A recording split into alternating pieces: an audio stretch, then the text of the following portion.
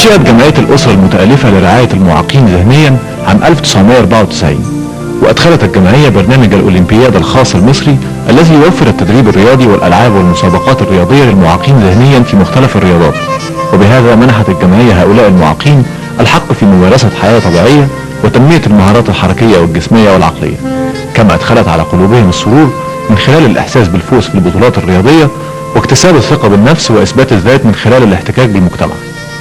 وقد شهد الأولمبياد الخاص المصري تزايدا وازدهارا خلال ال5 سنوات الماضية، ويقدم برنامج الأولمبياد الخاص التدريب الرياضي والمسابقات على مدار العام لأكثر من 20,000 لاعبة ولاعب على مستوى الجمهورية.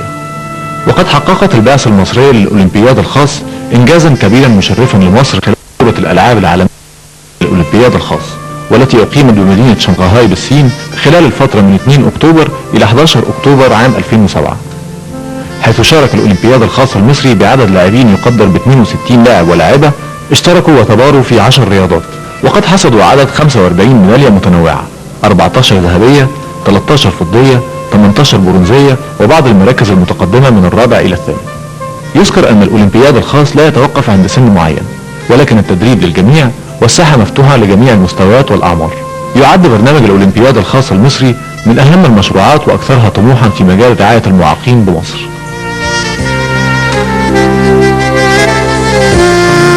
تميم العصر، القاهرة اليوم. شكرا تميم. وزي ما قلنا لحضراتكم احنا النهارده في مجال تكريم للناس اللي قامت بهذا العمل والانجاز واحرزوا ميداليات، ومجال تكريم ايضا للناس اللي اهتمت بهذا الموضوع. تقدم الدول في العالم هو تقدمها بالشخصيات الجميله اللي احنا معانا، اللي بيهتم بهذه الفئات دي بيعتبروها من الدول المتقدمه، الدول اللي عندها حضاره، والاهم من الحضاره كمان عندها انسانيه وتفهم لكل شيء. خليني اقدم لحضراتكم ضيوف النهارده اللي انا يعني مستضيفهم النهارده فعلا عشان اكرمهم وتكرموهم كلكم معايا. النهارده هيكون معانا المهندس هاني محمود، نائب رئيس تنفيذي شركه فودافون مصر. اهلا بيك يا فندم. معانا ايضا وبكل سعاده الاستاذ اسماعيل عثمان، رئيس مجلس اداره الاولمبياد الخاصه وعضو مجلس اداره الاولمبياد الخاصه الدولي. اهلا بيك يا فندم. اهلا وسهلا. معانا احد ابطال الاولمبياد استاذ عبد الرحيم. اهلا بيك.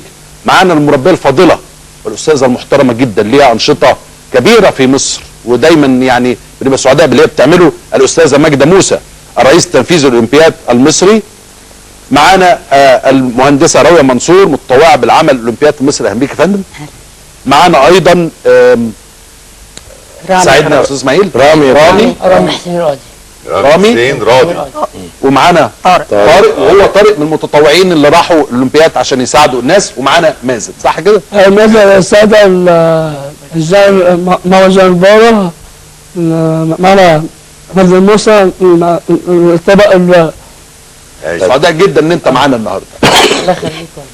وانت اسماعيل احكي لي ايه الحكايه، احكي قصه الناس دي. بسم الله الرحمن الرحيم. اولا احنا بنشكركم لان انتوا بتعملوا لنا تأييد لدى المجتمع المصري، واحنا ما نقدرش نشتغل في فراغ، فبنشكر حضرتك والاعلام عموما لان احنا محتاجين تأييد المجتمع كله. دي اقل حاجه نقدر نعملها. ربنا يخليكم ربنا يخليكم. احنا بدأنا الكلام ده من سنوات، وبدأت مدام ماجدة في مدرستها، والصراحة من اول يوم عشان برضو ندي الفضل سيدة مصر الاولى هي رئيسة شرف الجمعية بتاعتنا وبتساعدنا وبنشكرها على كل العطاء اللي بتديه لنا. احنا بقى بدأنا من 10-15 طفل في مدرسة لفوق 20,000 النهاردة في انحاء الجمهورية. انا نفسي ما اخدش الحلقة كلها، نفسي هم اللي يتكلموا، انما انا بقول لحضرتك ان مصر بخير. كلمنا على الانجاز اللي عملوه. الانجاز طبعا الاولاد دول ده كانت رحلة الى شنغهاي الصين، ناخد طيارة ونغير في دبي في الدوحة، وفي الدوحة ناخد لغاية شنغهاي. مسافة طويلة طبعا. مسافة طويلة. ازاي هؤلاء الاولاد اللي احنا بنسميهم ذوي القدرات الخاصة ربنا مديهم، انا بس عايز اقول اسمها افضل من اللي مش كده، وعقل الانسان في الجزء الفكري والجزء الروحاني اللي هو ايموشنال السبريتشوال والايموشنال النفسي.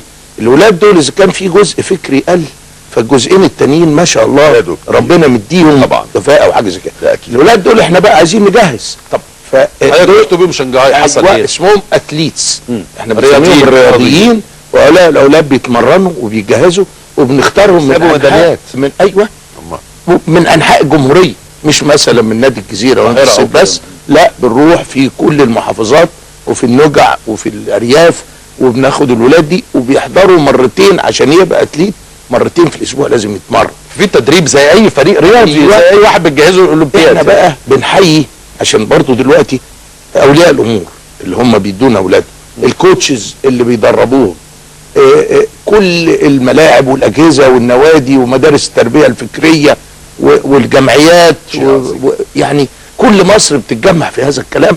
خدنا بقى الولاد، ما انا عايز اسافر، بس قبل ما بنسافر بندي الحق للناس دي كلها ان بنعمل مسابقات ونختار بينهم، وانا اتمنى ان مدام ماجده تكمل الحكايه دي، انما بسرعه انت تركزي على الحاجات دي. انما انا عايز اقول ان سافرنا، طب السفر ده مش عايز تدريب، مش عايز تجهيز، مش عايز تكلفه دعم. دعم بقى ربنا يخلي المؤسسات العظيمه اللي وقفت جنبنا فعلا، ومش بس يعني ماده، لا ماده ومساعده ولقاءات وترتيب وحاجات كتيره، وناس سافروا معانا من عندهم ساعدونا في كل حاجه. احنا عايز اقول انهم سافروا، الاقامه، التدريب، المدينه اللي استضافتهم، اهل الصين كلهم لو تتصور، وعملوا يعني انا مش قصدي اتكلم كتير، انما بسرعه هم قعدوا في مدينه مستضيفين، قعدوا كام يوم، لما خرجوا 3 ايام، بعد ال3 ايام ادوهم الكتيب ده بصورهم هم البعثه المصريه وعملوا ايه وشافوا ازاي الناس هناك، تنظيم ايه وترتيب ايه طبعا، وهم بقى الانتقالات كان بيستعدوا السنه الجايه عندهم الاولمبياد ايوه كبيره يعني. ايوه بيبقى دي، ما هو في دي اللي اسمها السبيشال اولمبيكس غير الاولمبيكس الثانيه وغير يا حضرتك تعلق لنا الصور دي ايه؟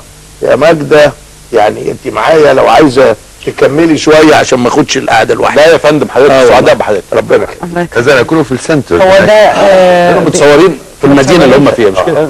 في المدينه اللي هم فيها.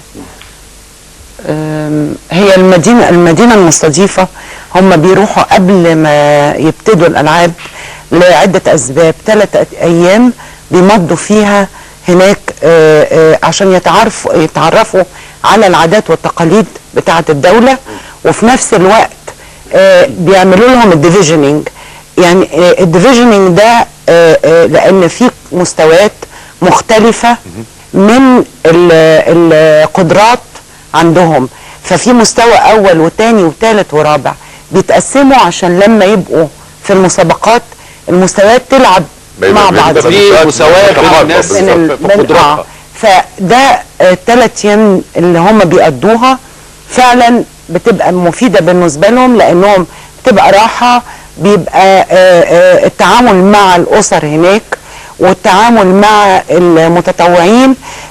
وبعد كده هو بقى بيتم بقى الافتتاح وبيتم الالعاب. احنا كنا مشتركين بحوالي 15 رياضات مختلفه، حققوا اولادنا 45 ميداليه، وده حقيقي نصر. 45 ميداليه، 45 ميداليه، ده حقيقي نصر. المركز الاول كان جاب كام ميداليه ولا ما بيرتبوهمش كده؟ هم ما بيرتبوهمش كده بصراحه، هم بيرتبوا على حسب الدول. كام دوله كانت مشتركه؟ 165 دوله. فاحنا من 165 دوله دول خدنا يعني وسطيهم واخدين 45 ميداليه. اكبر ميداليات في العالم العربي وافريقيا كانت مصر، حاجه يعني مشرفه يعني مشرفه يعني كانت مشرفه. طب حضرتك ممكن تقولي لي الشباب اللي معانا كل واحد خد ميداليه في ايه؟ مازن هو واحدة الثالثة الثاني فروسية وواحدة ونص الثاني وواحدة الرابعة. وطبعا احنا بالنسبة للفروسية يمكن ما عندناش الا 2 لعيبة بس، لان هي لعبة مكلفة قوي، فطبعا بيبقى فيها صعوبة. وجايب اللبس بتاعه جميل. ايوه طوله البلدة خيل، انا على بطل خيل فارس. طبعا فارس خيل. بتركب خيل من قد ايه يا مازن؟ لا سنتين. بقالك سنتين؟ الساعات 3 سنين. في 3 سنين بس بقيت بطل. عندي جزيرة شرطة الحاد. الشرطة راح دبي وكسب هناك ذهبية، وهو نازل من على الحصان بينزلك مين؟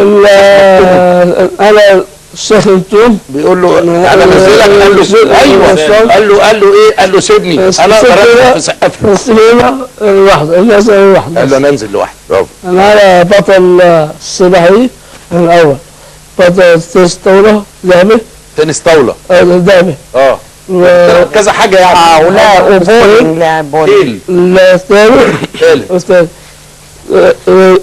الناس الثاني البولنج. بولينج بتنطوا حواجز يا مازن وحاجات كده في بتنطوا حواجز. انت انت التاني. ايوه. طب قول لي انت بتلعب ايه؟ انا نفسي بتاع الصين باسكت. باسكت يعني خدت ذهب، عملت الجامد وعملت دهب. يعني انتوا كنتوا الفرقه في المركز الاول؟ ايوه. كسبت مين؟ احنا اول مره في حياتنا في اي بطوله في العالم ناخد المركز الاول في الباسكت. في لعبه جماعيه عموما. الفاينل كان مع الصين. مع الصين. كل الصين بيشجعوا في 28-12. سنغهاي. سنغهاي عملت واحد هناك وفسحت الصين الحلو قوي. الصين جميله في الناس حلوه وجميله وحاجات. طب كنت خايف وقت انت بتلعب معاهم في فاينل وكل الصينيين اللي عينيهم عامله كده دول بيشجعوا عاملين ازاي؟ وري الناس تاني عشان تشوف انت عاملين ازاي. كل الناس اللي عينيها عامله كده ديت ما كنتش خايف منهم؟ ما كنتش قلقان؟ لا كده دي حاجه نظيفه يعني. ورامي جاب 3 ترميات ثلاثيه لا اثنين ثلاثيه في منتهى الروعه. 2 حلقتين جبتهم حلو قوي، واثنين ثلاثيه. جبت 4 بوينت وجبت 6 بوينت وجبت 12 بوينت. يعني جايب 12 بونت لوحدك. كنت بتعمل ايه لما تجيب باسكت؟ بتعمل ايه؟ لا انا بقول لهم انا عارف ربنا وعارف الحمد لله. الحمد لله رب العالمين. مين كل ما تجيب باسكت في وسط الدوله الشيوعيه دي ما يعرفوش ربنا. تركع لا انا هرجع ربنا الحمد لله وجبت ده والحمد لله. برافو عليك، برافو عليك. صحيح. رامي كان مشترك مع اولاد اسوياء في الباسكت بول، كان يونيفايد. بيحطوا دايما في يعني دلوقتي ابتدوا يتحركوا على اساس ان يبقى مختلط اسوياء مع ذوي احتياجات خاصه. فدي الترند اللي هيبتدي يمشي بعد كده في جميع الالعاب عشان ما يبقاش منعزلين. منعزلين. الخمسه بيبقى فيه 2 اسوياء. يعني الخمسه التيم دايما اللي بيلعبوا ماكسيمم بيبقى. برافو، دي فكره كويسه جدا كمان. استاذ راوي، انتوا بتعملوا الناس دي ايه لما بتسافروا معاهم؟ يعني ايه بيبقى اكثر اهتمامكم؟ والله احنا كلنا كنا حاسين ان احنا اسره واحده، وخصوصا المجهود اللي كان بيعمله الدكتور اسماعيل واستاذه ماجده، وكان معانا مدام علا غبور، وكان معانا كنا كلنا تيم، كنا حاسين ان احنا كلنا، والاستاذ محمد الالفي ومدام نجوى ومحمود ابيل كنا كلنا بنحس ان احنا اسره واحده، وان دول كلهم اولاد. تحضروا ماتشات طبعا وتشجعوهم. ونحضر ماتشات ونشجعهم، والصراحه هم يعني قدروا يثبتوا ان مفيش حاجه اسمها مستحيل. يعني احنا لازم نتعلم منهم ان مفيش حاجه اسمها مستحيل، لان هم قدروا يجيبوا لمصر يعني ميداليات وحاجات يمكن مش ناس. 45 ميداليه. 45 ميداليه. يعني في دول ثانيه جابوا 6. مدام راويه لما نزلنا لهم الملعب عمل ايه الجدع ده؟ خدك في حضنه وقعدت راسه على كتفك. واستاه برضه هنا وبعدين وعدتك بايه بقى؟ طلبت منها ايه؟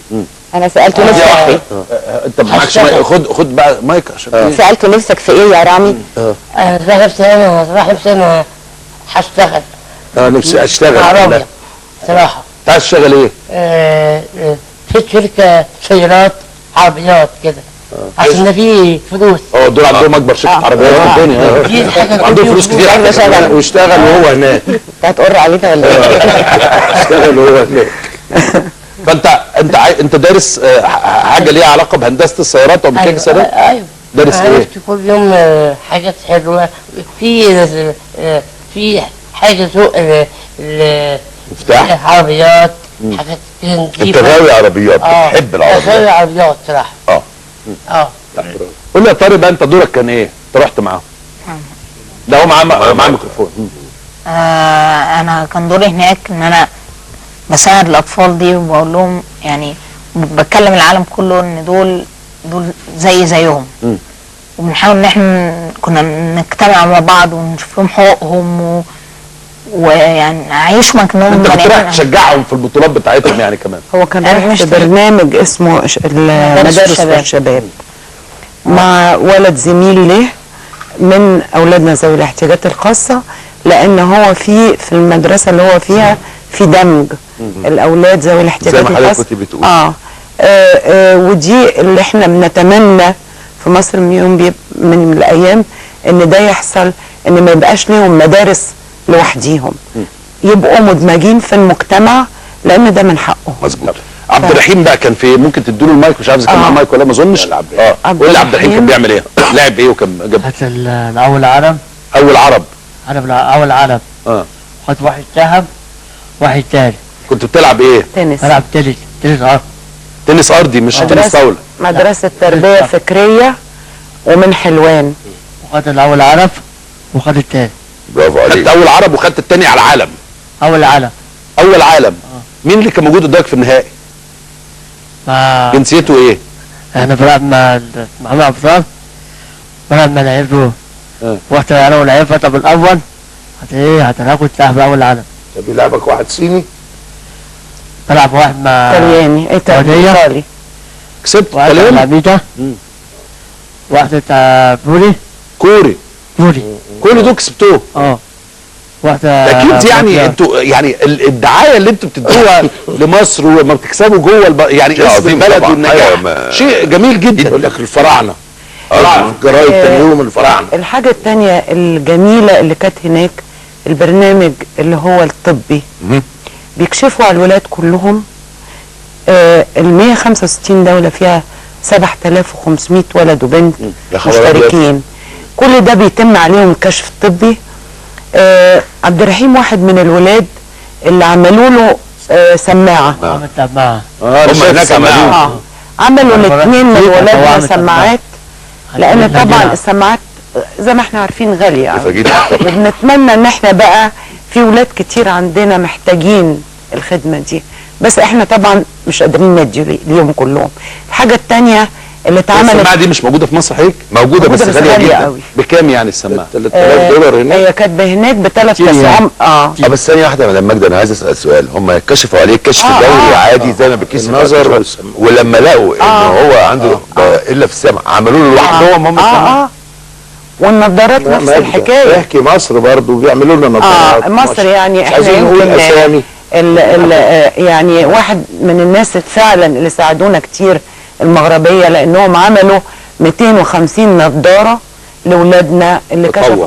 طب يعني طبعا وكل واحد يعدوا الناس من اكبر الناس اللي بتعمل نظارات في مصر او ليها في علم البصريات ان هم يعملوا حاجه زي دي. كل واحد بيقدم الحاجه اللي موجوده عنده. بالظبط. هو عظيم ان الواحد يعني اللي احنا بنتمناه، احنا يعني مينلي عايزين الناس اللي تقدر تساعد في النواحي الطبيه، لان هم بيبقوا فعلا محتاجين حاجات كتير، يعني اذا كان نظر، اذا كان سماعات، اذا كان كشف دوري بيتعمل عليهم. لا ومعونات ماديه برضه فلوس علشان تقدر النشاطات دي كلها تتعمل. وكل دلوقتي اهو مع حضراتكم يعني في العنوان والتليفون، الناس اللي عايزه تساعد او تتبرع تقدر طبعا تتصل.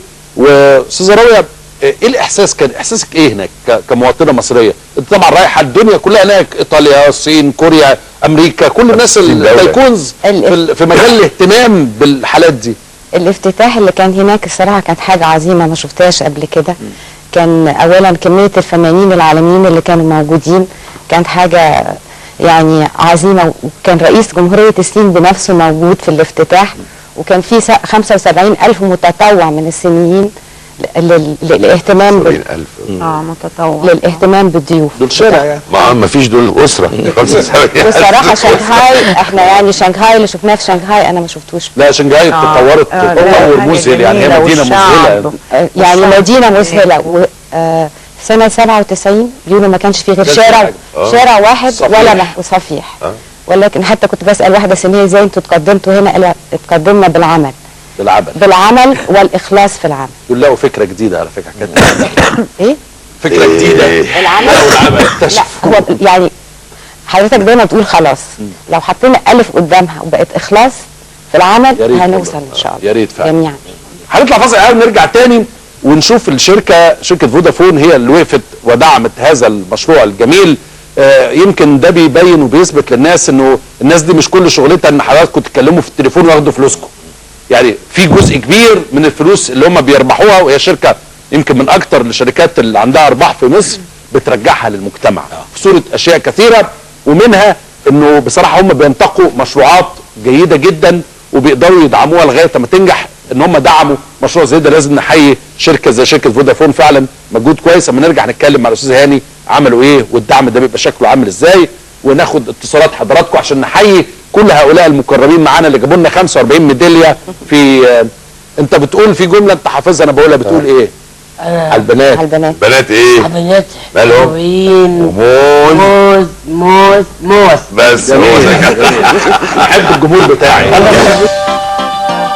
لنكرم، وطبعا مهم جدا ان احنا ندعم ونكرم الشركه اللي دعمت هذا المشروع. الشركه دي عندها ديبارتمنت او اداره اسمها مسؤوليه الشركات تجاه المجتمع. في قسم في الشركه زي قسم الحسابات وقسم الموبايلات وقسم المسجات وقسم ال 3 جي وحاجات كده. عندهم قسم اسمه مسؤوليه الشركات تجاه المجتمع، والاستاذه نوى سعد هي مديره القسم ده، يعني دي مديره وفي ستاف وديبارتمنت كبيره. الاستاذ هاني محمود ده رئيس تنفيذي شركه فودافون مصر. المشروع ده ازاي دعمته؟ اولا عمرو انا بشكرك ان انت اتحت لنا الفرصه ان احنا نحتفل بالابطال بتوعنا النهارده، لان احنا فخورين كشركه ان احنا ساهمنا ولو بجزء بسيط في هذا الانجاز العظيم، اكيد كجزء من مشاركتنا للتنميه الاجتماعيه وخدمه المجتمع في مصر. لان احنا الحقيقه الشركه عندنا بتقوم على 4 اساسيات ما بنتنازلش عنها: الاهتمام بالعميل، الاهتمام بالموظف عشان يقدر يهتم بالعميل، تحقيق النتائج لان في الاخر الناس بتستثمر فلوسها معانا عشان طبعا تجيب نتائج، والرابع البيلر الرابع او العمود الرابع والاساس الرابع هو التنميه الاجتماعيه والتواصل مع المجتمع. لان لو المجتمع ما بقاش كويس ما حدش هيشتري تليفون ولا هيشتري خط. يعني لو المجتمع مش ما يحصلوش تنميه انتوا اول ناس هتتضروا يعني 100%. فالسياسه بتاعتنا بتعتمد ان احنا جزء من اتجاهنا وجزء من سياستنا ان احنا نقدر نساعد ونتواصل مع المجتمع اللي بنشتغل فيه، سواء عن طريق الشركه مباشره او عن طريق جمعيه فودافون لخدمه المجتمع، ودي جمعيه خيريه مسجله في وزاره الشؤون الاجتماعيه. واحنا بدانا الحقيقه نشاطنا مع الاولمبيات الخاصه من سنه 2003. الصديق العزيز الدكتور اسماعيل الحقيقه والاستاذه ماجده قدرنا نشتغل معاهم ونحط ايدينا معاهم عشان نقدر نحرك الاتجاه ده. هل هو مجرد ان انتوا بتدوهم فلوس يعني انتوا بتصرفوا او ان انتوا بتدفعوا، ولا ليكوا دور اكتر في التنظيم، في ان انتوا تخلوا المسائل اسهل؟ الناس دي عايزه تحجز طيارات، الناس دي عايزه يقعدوا مع بعض، الناس دي عايزه تعمل مكان تعمل فيه اجتماعات، الناس دي عايزه تتدرب في اماكن، ولا هو مجرد انك يعني بتديله مبلغ من المال وهو لا مش مبلغ من المال بس، لان احنا مش بس جهه منحه، لكن احنا جهه الاساس عندنا مش بس ان احنا ندي فلوس، احنا مش متبرعين، احنا بنتواصل مع المجتمع في اتجاهات معينه وبنخدم المجتمع سواء بالفلوس سواء بالافراد. احنا عندنا اكتر من 700 موظف في الشركه بيساهموا بصفه دوريه. انا شفت خدمات حملات خيريه كثيره جدا بتحضروا فيها الموظفين نفسهم، والنهارده واحنا لو اتاخرنا شويه تلاقي الموظفين بيقولوا لنا فين عايزين نساهم، عايزين نشارك. المتطوعين اللي طلعوا معانا مع البعثه 3 متطوعين عندنا الحقيقه كانوا برضو يعني ساندوا كتير جدا في الخدمات اللي اتقدمت في اثناء الرحله.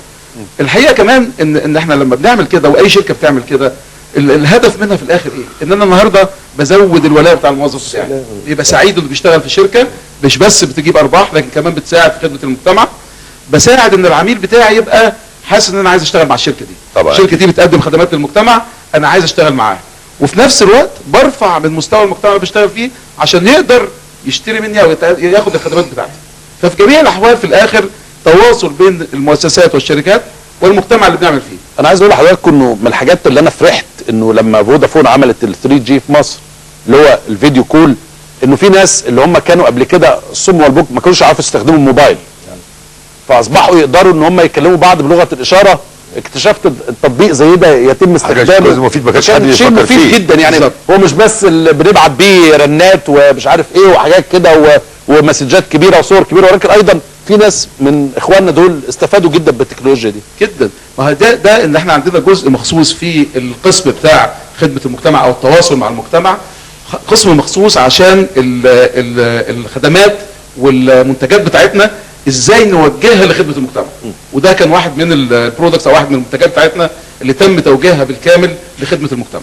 عظيم جدا جدا. لان وبعدين الحقيقه الناس بتفتكر ان الشركات لما بتساعد بفلوس او باي حاجه ان ده متبرع او تشاريتي. اتس نوت. الحقيقه او هو باصص ان هو يبقى ليه اكسبوجر اعلامي او هو طبعا الاكسبوجر الاعلامي انه بيساعد بس ان الناس تعرف وبيدي مثل يحتذى يعمل ايه. لان النهارده احنا بعد ما بدانا نعمل الحاجات دي شركات كتير بدات بعدنا، والحقيقه ده اللي احنا عايزينه ان كل الشركات تساهم في ده شيء جميل ان انتوا تدوا للمجتمع من الارباح اللي انتوا بتاخدوها ترجعوا تاني. مدام ماجده كان في البريك حضرتك بتتكلمي عن بروجرام مخصوص ابتدى يتعمل هناك دلوقتي في الصين بيشجع اهالي الناس اللي هم من سن 2 لسن 7 سنين. ايوه. لان واضح ان كل ما بنبتدي بدري مع اولادنا ذوي الاحتياجات الخاصه كل ما النتيجه بتبقى احسن. بيقووا السكيلز اللي عندهم والبرامج اللي زي السايكوموتور والحاجات دي. أيوة. زائد ان الاهالي نفسهم العائلات نفسهم بيبقى فيه نوع من التقارب مع بعضيهم. بيتعاملوا مع الاولاد الاسوياء بيطلعوا على ما يوصلوا سن 8 سنين يبقى حطيت حضرتك انت فيهم الاساس المظبوط.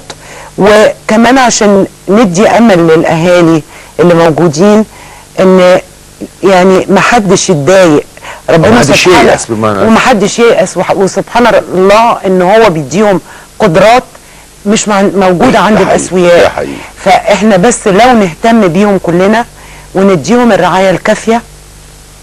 وزي ما بقول لحضرتك او حضراتكم يمكن نجاح المجموعه اللي موجوده هي مش نجاح فرد، لان احنا مجموعه كبيره قوي كلنا بنشتغل تيم ورك. وده يمكن سبب اللي احنا وصلنا له. في ناس بيشتغلوا احسن مننا كتير اللي هم الاساتذه بتوعهم، وفي اولياء امور بيساعدوا، وفي كمان المتطوعين. يعني برضه دي حاجه لازم اقولها، حقهم عليا بتوع المدرسه اللي انا بعمل فيها اولياء امورها والطلبه والطالبات اللي بيسافروا معانا. مدارسنا فعلا ربتهم على انهم تقبل الاخر، لان ده السلام النفسي جوه اولادنا لازم نعلمه لنا. ده تعاون المحافظين معانا، يعني العمليه انتشرت وبقى كل المحافظين الناس كلها بتقدم. يعني بقى في تفكير اكتر كل الوزارات ووزاره الصحه وزاره التعليم. في رأيك الناس محتاجه ايه اكتر؟ يعني لو توجهي رساله لحد دلوقتي على الفئه دي في المجتمع، عايز تقولي للناس نقدر نعمل لهم ايه؟ نقدر نساعد ازاي؟ نقدر نساعد ان احنا طبعا هي مدام ماجده والدكتور اسماعيل بيعملوا يعني اقصى ما يقدروا ان احنا نعلمهم او بيتمتعوا بان هم بيسافروا بيتمرنوا بيرجعوا لنا ميداليات. لكن لازم نفكر ان احنا نقدر نلاقي لهم وظائف بسيطه، وظائف بسيطه بحيث ان هم ممكن يشتغلوا في المجتمع. طب خلينا نساعد الناس عايزه تقول لها وظائف في مجالات ايه عشان نقول للناس واي حد عنده يقدر ياخد. انا عارف ان القانون بره بيلزم انه في هنا 5% لا يطبق هنخليه يطبق. وظائف زي ايه؟ يعني انت عايز تشتغل حاجه زي عربيات اي حاجه بسيطه. عربيات سكرتارية في مدارس ممكن يشتغلوا، في نوادي ممكن يشتغلوا، ممكن يشتغلوا مساعدين لمدربين، ياخدوا حرف كمان في المدرسه تصوير كاميرا. مازن انت عايز تشتغل في ايه؟ اشتغل الاداره ماما مدرسه تصوير ورق. انت بتعمل تصوير ورق، حاجه مهمه جدا دي. طبعا مهمه جدا. ربنا يديك الصبر. برافو عليك. عارفه الصور انا احبها. ما مدرسه بحبها. فلو في اي حد من مشاهدي القاهره اليوم عايز يتقدم بوظائف للاخوه يتصل بحضراتكم. يا ريت من فضلكم. دي حاجه من الحاجات اللي فعلا واحنا طبعا عايزين ننتشر اكتر. بالنسبه عندنا دي يا استاذ هاني في فودافون احنا عندنا قرب 4%. احنا عندنا اكتر من 120 حد، يعني واحد من ذوي الاحتياجات الخاصه بيعملوا في الشركه عندنا. طب ده شيء جميل، شيء عظيم. خلينا ناخد اتصالات هاتفيه معانا. الاستاذه ألفت مصطفى سالم رئيس لجنه ذوي الاحتياجات الخاصه بنادي سبورتنج. اهلا بيك يا فندم. اهلا وسهلا. ازي حضرتك؟ ازي حضرتك؟ اهلا بيك. مساء الخير. ازي حضرتك؟ الحمد لله. مساء الخير على كل الناس الجميله اللي قاعده حواليك. اهلا بيك. ومشرفينا والف مبروك لمصر الانتصار الجميل الكبير دوت. الحمد لله. ومبروك لماما سوزان، واحنا كلنا النهارده بنديها الانتصار الرائع دوت اللي حققه اولادنا. طبعا لان السيده سوزان مبارك هي الرئيس الشرفي لهذه الجمعيه. بس صدقني دعمها مهم جدا لينا كلنا، لان احنا في المجال بقالنا سنين، بس تركيز مدام مبارك وجعلها قضيه قوميه بالنسبه لها، وانها بترعاها وبتساندها. ما تتصورش ده حضرتك بيدينا دعم في وسط المجتمع بشكل يخوف. اكيد دي نمره واحد. وبعدين بحقيقه ربنا كمان العمل اللي بيعمله المهندس الجميل المهندس اسماعيل عثمان والسيده الفاضله الرائعه مدام ماجده موسى. الشغل دوت بتتخض حضرتك ان كل واحد يسالك ايه هو انت عندك طفل احتياجات خاصه؟ وكأن المفروض ان ما يكونش عندك قضيه او ان حاجه تعمل لها من غير ما يكون عندك طفل بالشكل ده. يعني ده سؤال مثير، هو انت عندك طفل احتياجات خاصه؟ فطبعا ده سؤال انا مش عايزه اقول انه احنا ان احنا معرضين له، بس انا عايزه اقول ان الولاد دول جزء من المجتمع. بتجربتي معاهم 10 سنين 11 سنه فاتت من خلال النادي اللي انا بنتمي ليه نادي سبورتنج، انا عايزه اقول لحضرتك الرياضه بتغير الولاد بشكل رائع. مع كامل احترامي للبحث عن وظائف، لكن الرياضه بتخلي الولد ده عنده ثقه في نفسه. اكيد يا فندم 100%. ثقه غير عاديه في نفسه. شكرا استاذ ألفت. شكرا ليك يا فندم. معانا الاستاذ دعاء. اهلا دعاء اتفضلي. الو. ايوه يا فندم. هاي عمرو ثانك يو. هاي عمرو ثانك يو طبعا ان انت كرمت الولاد دول النهارده بجد، وده مش جديد عليك. وطبعا بقول مساء الخير لكل الناس الجميله اللي قاعده معاك، ربنا يجازيهم خير يا رب. وبعد اذنك عايزه اكلم رامي. اتفضلي. رامي معاك على فتره يا رامي. هاي يا رامي. انا دعاء. دعاء حامد ازيك؟ دعاء اختي يسرا. ايوه يسرا. ايوه ازيك عامل ايه؟ الحمد لله كويس تمام. انت زي القمر يا رامي ومنور الدنيا. عكس بعض قدامي. ايوه طبعا ده حبيبي. انت مش عارف ده ولد يجنن. لا دي بتبقى احب افرح والله. هتخطف مني المعجبات ولا ايه؟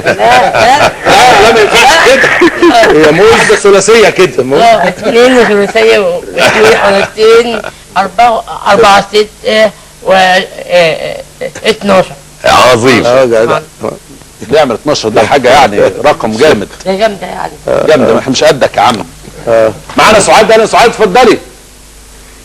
الو. ايوه ازيك يا انا.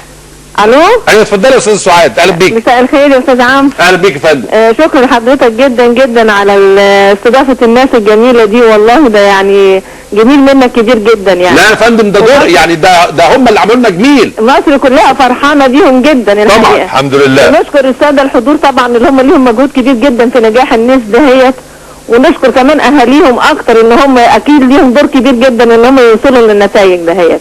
الحمد لله. واحب اكلم رامي حسين لو سمحت، لان انا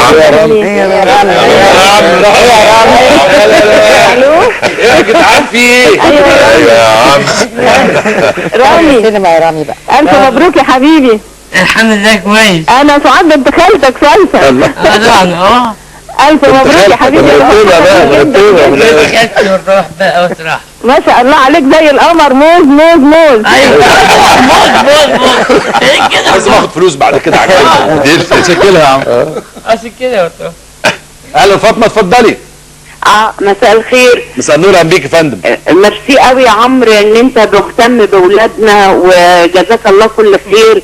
انا والدة يسرا كانت نازله سباحه وخدت ميداليتين فضه واتسحبت منها واحده ذهب. بشكر الاستاذه العظيمه السيده ماجده موسى في مكتبها بكل حب وتقدير. الست دي يعني مش عارفين نعمل معاها ايه باهتمامها باولادنا.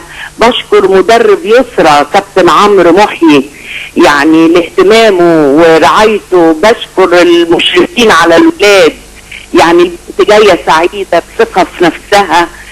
بشكر الباشمهندس اسماعيل عثمان لسعه صبر لينا، ويعني وبشكر طبعا السيده العظيمه سوزان مبارك اللي بتستقبلهم وبتحييهم وبتكرمهم وبترفع بالروحهم المعنويه.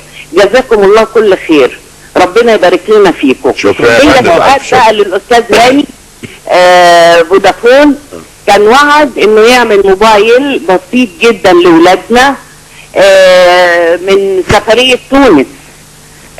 قال انا هعمل موبايلات لهم استقبال وارسال بس، وحاجة صغيرة كده يقدروا يستعملوها. فهل هو عنده وعده ولا لا؟ لا، عنده وعدي وموجودة وهنبعتها لكم. حاضر، تحت امرك يا فندم. شكرا فاطمه. وجالنا دلوقتي اكيد شيء عظيم يعني، والله شيء عظيم. جالنا متبرع ب 100 نضاره لحضراتكم للجمعيه. 100 نضاره ما شاء الله. شوفوا حضراتكم عايزينهم عاملين ازاي، شكلهم ايه، تحت امركم. دي اقل حاجه نقدر نعملها. بجيب لك نضاره جديده بقى، واحده برادا كده ولا حاجه. هي موز بتوعك. موز 3 موز. طيب مهم جدا اشير لحاجه يمكن عمر ما كانت بتيجي لي الفرصه، السيده سوزان مبارك، لانه ده شيء مهم. الواحد ساعات يعني بيحبش ان هو يزيد في الاطراء والشكر، لانه يعني ناس كتير بيبقى عندها حساسيه من ده وتخيلوا انه في نوع من انواع النفاق او الرياء، ولكن دورها فعلا استخدام واضح قدام كل الناس قوه هذه السيده العظيمه، لانه لها هيبه ولها احترام عندما تكون في عمل.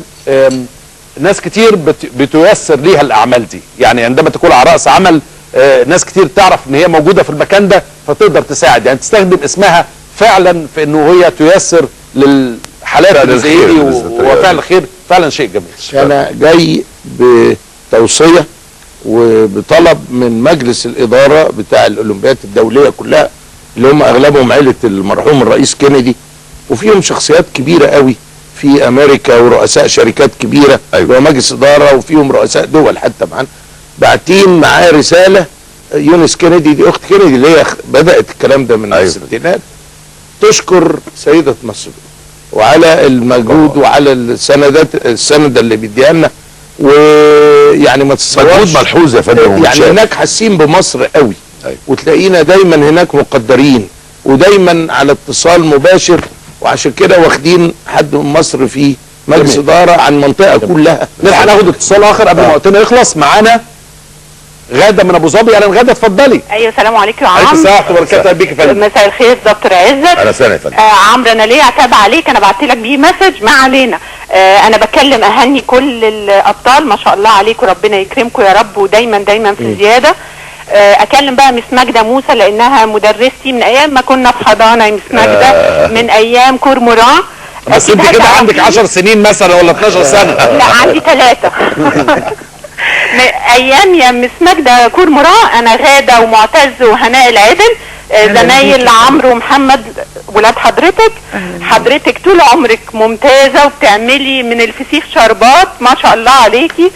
كل مدى مس ماجده بتكبري مقاما وبتصغري سنا، بقيتي اصغر مني سنا، اعمل ايه طيب؟ مس ماجده ربنا يكرمك ويا رب دايما دايما دايما في تطور، دايما دايما في زياده، ودايما دايما رافعه راس كورموران. شكرا غاده. ومش عايز ابالغ يعني لو قلت انه الاستاذ اسماعيل عثمان والاستاذه ماجده موسى طبعا هم عمرهم ما يقولوا كلام زي ده، انما لو كان في تكريم في هذا الوطن بيتم تقديمه من اعلى الجهات، فالاثنين دول ارجو ان يشمل يعني اسمهم مش بس دورهم في هذا العمل الخيري، ولكن لما قدموه مصر. السيده ماجده موسى يعني ما قدمته للتعليم في مصر هو كثير، ومجال البناء والتشييد الاستاذ اسماعيل عثمان طبعا كثير والكثير. شخصيتين نفخر بيهم ونحس ونقول كده هم دول المصريين اللي احنا نبقى سعداء بيهم جدا ونبقى يعني دايما فخورين. الله يخليك يا عم. نشكرك شكرا جزيلا. نشكر فودافون. شاكرين. عايزين خط وكارت الاثنين. عمرك يا عم لو سمحت. نشكرك يا عمرو. عايز تقول ايه؟ قول انا بحب ماجدة موسى. بحب ماما ماجدة موسى. انا بحب سوزان مبارك. ماما سوزان مبارك. بحب رئيس مبارك. بحب رئيس حسني مبارك. ايوه رئيس مبارك. سارة استاذ دي حلوة.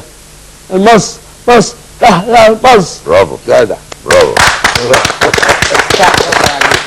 مش احلى من كده نختم بيه. ناس كتير من ذوي القدرات العبقريه ما عندهمش المشاعر دي. لا هو في حاجه نفسي يقول حاجه بقى كزميل له. حضرتك الله شعار يا شرف، ميرسي قوي. ميرسي يا حبيبي، ميرسي جدا. والده كان عند ماجده في المدرسه، كان تلميذي. كان تلميذي. هو اللي تلميذي. لا والده كان تلميذي. لما يكونش والده كان تلميذي. باعتين جواب هناك بيشكره على مشاركته في المؤتمر. الله. ولو تشوف الكلام اللي كاتبينه على الكواليتي وبالانجلش، يعني هو اتكلم هناك ودافع، بس الوقت خلاص. انما عايز اقول لك فعلا من الشباب اللي طالع اللي بيدافع عن قضيه ومهتم قوي وهو معانا. برافو. بشكركم شكرا جزيلا. هطلع فاصل اعلاني ونرجع تاني، وده نموذج لناس محترمه جدا من مصر، شباب ورجال وسيدات وشركات. نموذج فعلا مشرف، هارمونيه جميله جدا ان كل الناس دي اما بتجتمع مع بعض بتعمل حاجه كويسه. عايز اقول لكم انه في العالم كله العمل الاهلي او العمل اللي بيقوم على الناس بعيدا عن الحكومات بيقدر يعمل اشياء كثيره. نطلع فاصل اعلاني ونرجع تاني. عايز تقول حاجه؟ انا بحب ماما رمبطه، بحب ميدو اخويا، بحب ميدو اخوك ومامتك، ربنا يخليهم لك. انت اهلاوي ولا زملكاوي؟ انا هذا سامح حضري. بحب عصام الحضري. عصام الحضري خد بقى يلا. معلش زملكاوي. لو بتحب عصام الحضري تبقى زملكاوي. بقول لك ايه، تحب تشتغل مذيع في التلفزيون؟ انا هتقطعوا علينا انتوا وصلنا شغل. انا مذيع، ميدو اخويا مذيع. خلينا نختم بقى فقرتنا. ميدو اخوه مذيع. ميدو اخويا مذيع المصريه. هايل. وخاله جمال سلام على فكره. اهلا وسهلا. خال سلامه الله. خلينا نختم هنا واختم لنا رامي الشعار بتاعي بقى في الاخر قدام الكاميرا كده، عشان كل البنات اللي كلمتك دول توجه لهم ان هم بنات ايه؟ موس موس موس. 100 100.